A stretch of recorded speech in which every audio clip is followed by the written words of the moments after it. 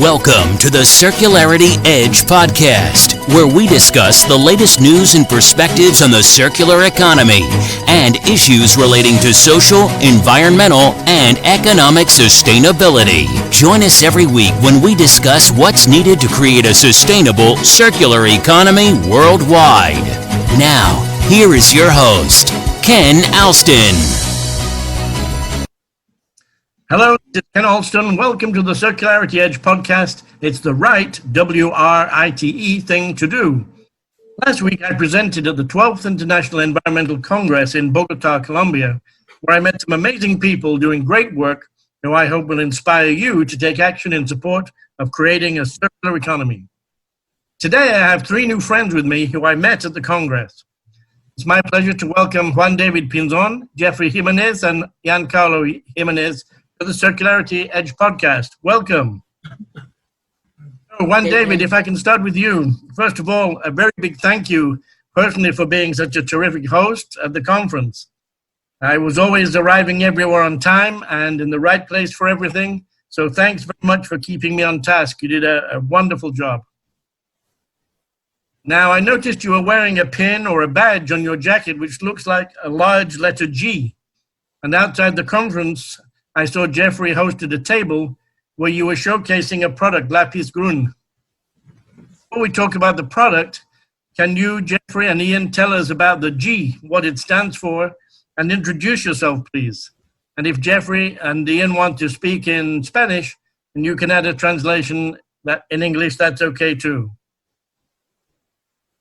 Sure. Thank you very much, Barry. I wanna start. Say you thank you for your previous words. It will be always a pleasure to have you here in Colombia, and was lovely to share this time with you. That was really awesome for me, buddy. Related to the pin, this one is the logo of the company of Grun Management, and the stand is the place where they were able to show all the information about the company. They have two lines of business. The first one is circular economy, the second is green business, and the final one is consultancy services. In this video, we are going to be focused on Lapis Grun, that is the Grun pencil, and it's related to line of business circular economy. So I'm going to introduce you to Jeffrey Jimanez, that is this guy, and Carlo Jimanez. Okay. So the first related to the pin, they want to say something. So. I think that creo que tú respondes, ¿no? Yes, go ahead, that please. We answer on it is Carlo, okay? Okay. La G surge después de analizar profundamente qué nombre y cómo queríamos orientar la empresa. Entonces analizamos nombres que estuvieran acordes a lo que queríamos y encontramos un súper nombre llamativo que se uniera a nuestros principios que son Grun Management. Entonces, previene el alemán, significa administración verde. Por eso la G, de la inicial de nuestro nombre empresarial, y que siempre recuerda que trabajamos y que nos enfocamos para encontrar la sostenibilidad, que es lo que hacemos. Okay, so he said that all we do is to focus on our project with a triple impact. The first one impact is environmental, and is related to making activities related to recovery, restoration, innovation, and mitigation. The second one impact is social. As you said before, we want to help people that are in vulnerability condition. We want basically that they can have a better life quality. The last one impact is economical. We want to reach out to goals. The first one is to give local employment, and the second is to escalate the project in order to increase our outreach and consequently to be able to join and support more people.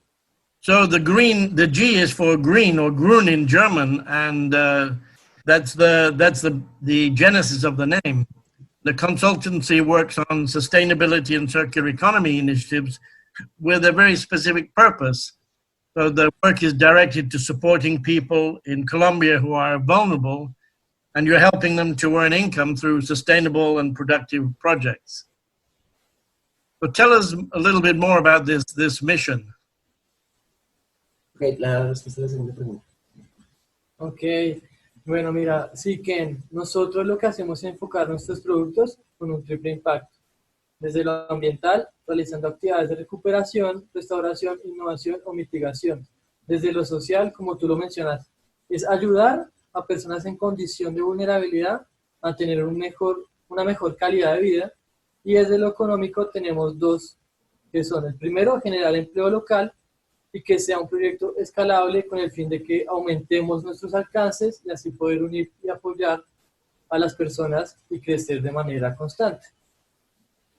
Yes, Ken. All we do is to focus in all our projects with a triple impact. The first one is environmental, related to making activities related to recovery, restoration, innovation, and mitigation. The second impact is social. As you said before, we want to help people that are in vulnerability condition. We want basically that they can have a better life quality.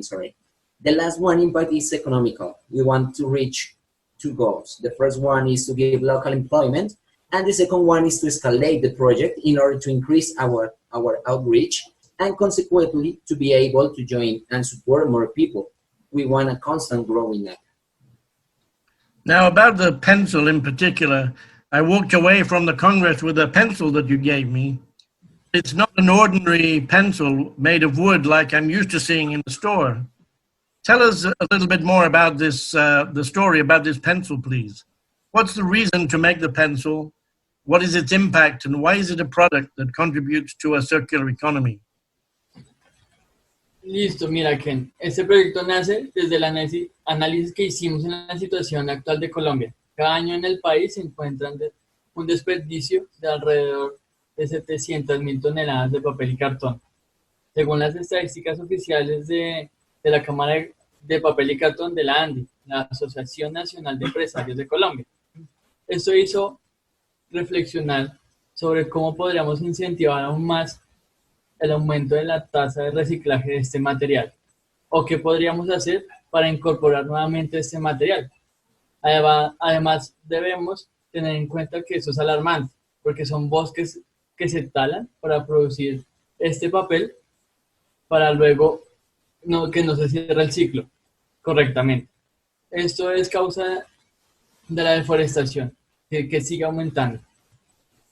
Es allí donde decidimos investigar un poco más y encontramos que transformando papel periódico adecuadamente se podrían realizar lápices totalmente funcionales e iguales de resistentes como los tradicionales que son de madera. Pero no nos quedamos allí únicamente. Empezamos a buscar que ese lápiz fuera un producto 100% reciclado y que tuviera un impacto social. Entonces hicimos que el grafito proveniera de un proveedor que recicla este material de procesos industriales y lo compacta nuevamente. Y así ya no solo cerramos el ciclo del papel, sino también el ciclo del grafito, consiguiendo nuestro objetivo, que el lápiz fuera 100% reciclado. Con respecto al impacto social, en la actualidad la producción es 100% artesanal, es decir, es elaborado a mano en su totalidad. Por eso decidimos capacitar a un grupo de madres cabeza de hogar que luego contratamos para que nos fabriquen estos lápices. Con este enfoque en este producto, no solo tenemos coherencia con lo que son nuestros principios, sino que también cumplimos nuestras metas de aportar la sostenibilidad desde la triple vía, social, ambiental y económica. Además a esto, vemos que no solo ayudamos a madres cabeza de hogar, sino que también estamos en la búsqueda de llevar una producción a segundo nivel, de que sea un proceso de producción industrial, sin dejar a un lado nuestra proyección social. Entonces, lo que queremos es mantener la marca diferencial con el apoyo constante a esta población vulnerable. Okay, so this project is born on the actual situation of Colombia analysis. Per year, the country is wasting about 700,000 tons of paper and cardboard, according to official and this paper and cardboard industrial sector Camera statistics and the means National Association of Colombian Entrepreneurs. This made us meditate on how can we encourage recycling rate on this material. So what can we do to reincorporate them? Besides that, We must have into account that this is an alarming because we are felling woods to produce these materials and we are not closing its cycle properly, causing deforestation rate increasing. At this point, we decided to investigate a little bit more and we found that making proper newspaper transforming, we can make fully functional pencils, resistant traditional ones made in wood. Also, we want that the pencil that we produce was 100% recycled and that it has a social impact. So we founded a supplier that recycles the graphite from industrial processes. In that way, we close paper cycle and also graphite cycle, reaching out our goal. The pencil is 100% recycled and related to social item, pencil production is 100% craft in these days. That means it's fully handmade. For that reason, we trained some mothers head of household and they produces them. With that approach, we have coherence with our values and also reach out our goals of contributing to sustainability in a triple impact way, environmental, social, and economic. From this moment, we are making these pencils and we are trying to escalate this production to a second level, to have an industrial production without leaving our social support. And we want to make a difference with a constant support on this vulnerable group.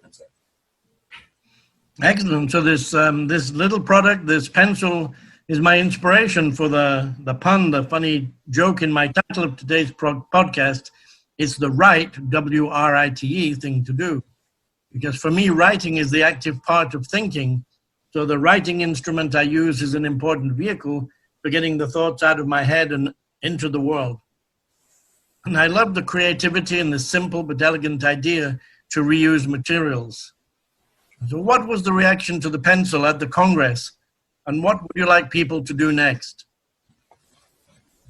Ok, la gente le gustó mucho el producto, mucha curiosidad de cómo se realizaba, el por qué, cómo lo hacíamos, de qué manera. Nosotros lo que buscamos es que las personas empiecen a darse cuenta que el reciclaje nos da múltiples beneficios.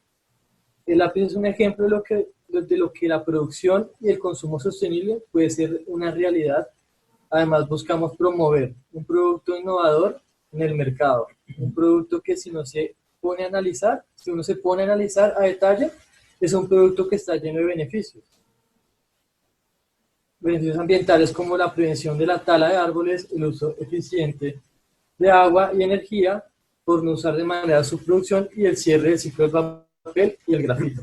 Beneficios empresariales porque disminuye tu huella de carbono por adquirir ese producto dentro de tu inventario.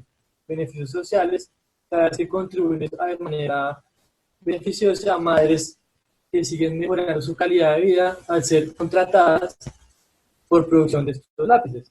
Y bueno, queremos que la gente también sepa que un lápiz hecho de papel reciclado tiene la misma funcionalidad que un lápiz convencional hecho de madera. Pero que siempre recuerden los beneficios que estamos hablando. Okay, so people love it. They were very curious on its performance and on its production reason. On that way, we wanted that people realize that recycling provides us multiple benefits. The pencil is an example of that production and sustainable consumption may be real. Also, we want to promote environmental education and recycling culture because we are delivering to the market an innovative product.